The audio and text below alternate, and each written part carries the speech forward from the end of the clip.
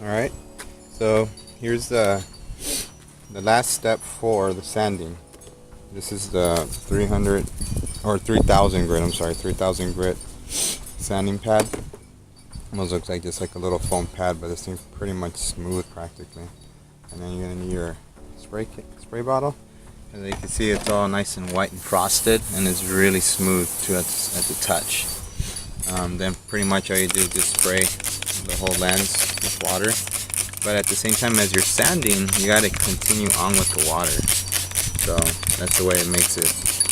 It makes it better, and then also you spray the disc as well. But it also keeps it from drying up and creating more craft, I guess to say. So pretty much the same thing applies. You go up and down. And pretty much all we're doing now is like we're pretty much polishing it now. And as you can tell, it will start getting milky. But at the same time, as you already finished it once, you wipe it down, you see the progress, and then you do it about 3 more times. Even 4 or 5, depending on how it's looking. And then it's going to have more of a light taste to it.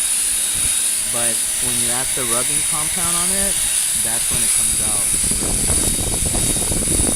Wax on it, or maybe some clear coat on it or something like that if you want to. It's up to you to give it more of that UV protection.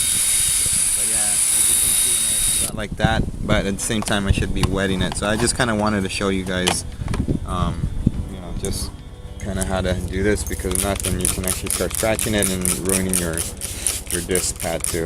So I'll show you guys the next and final step, which would be the rubbing compound, and then you see the difference again, because you saw the yellowing, and then you're going to see it just like the other ones. It's almost like a brand new headlight.